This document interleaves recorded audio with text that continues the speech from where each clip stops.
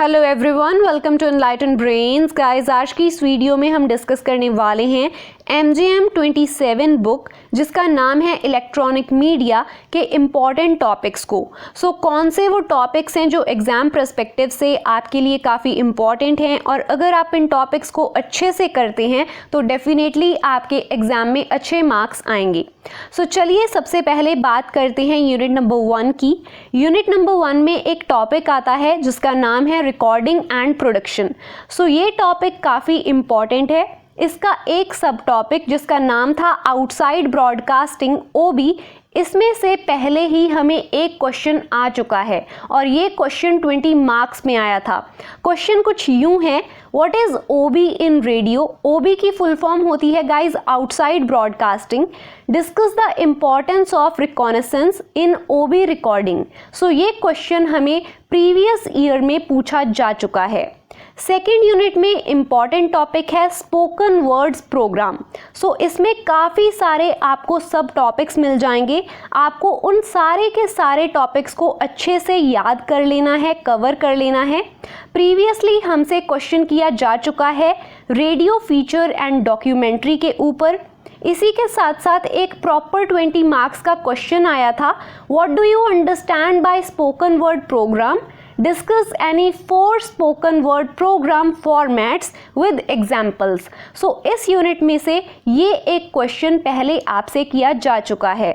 Next है हमारे पास unit number 3। इस यूनिट में से प्रीवियसली क्वेश्चन किया गया था द रिकॉर्डिंग चेन के ऊपर।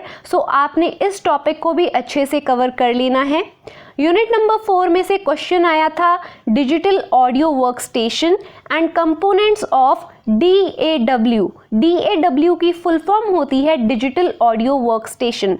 आपने इन 2 टॉपिक्स को अच्छे से कवर कर लेना है। प्रीवियसली जो क्वेश्चन आया था वो कुछ यूं है, what is digital audio work station.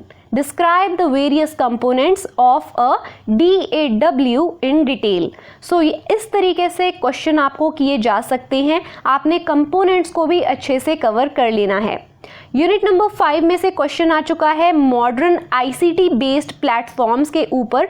ये एक टॉपिक है और उसमें एक सब टॉपिक था पॉडकास्ट एंड ऑडियो बुक्स के ऊपर कि ऑडियो बुक्स क्या होती हैं, पॉडकास्ट क्या होती है। आपने इस पूरे टॉपिक को कर लेना है। आई थिंक इसमें 5 सब टॉपिक्स हैं।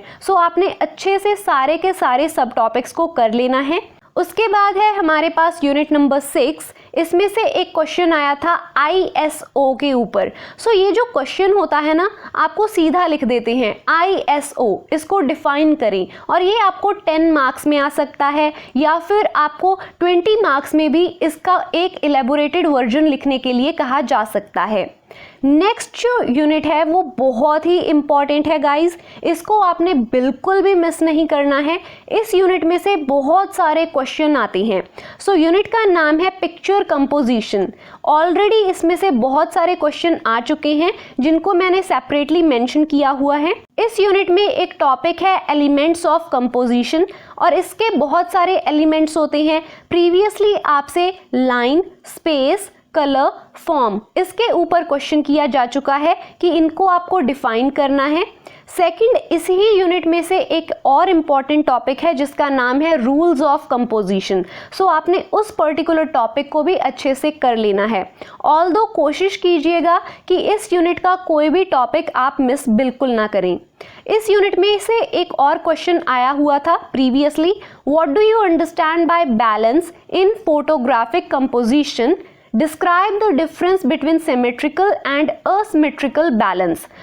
इस तरीके से क्वेश्चन आपको किए जा सकते हैं। Next we have unit number 8। Again this unit is also very important.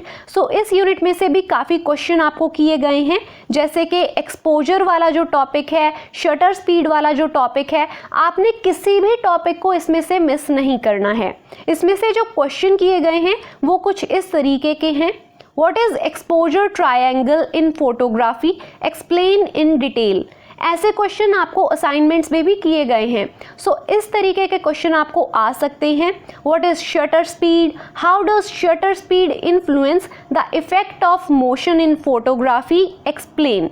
What do you understand by color scheme? Discuss any 3 color schemes in detail। What is light painting. So ऐसे question आपको किए जा सकते हैं, थोड़ा सा आपको घुमाया जा सकता है, बट अगर आप टॉपिक्स को अच्छे से कवर करेंगे तो आप इन क्वेश्चंस का आंसर दे सकते हैं। यूनिट नंबर 9 कुछ इम्पॉर्टेंट नहीं है। उसके बाद है हमारे पास यूनिट नंबर 10।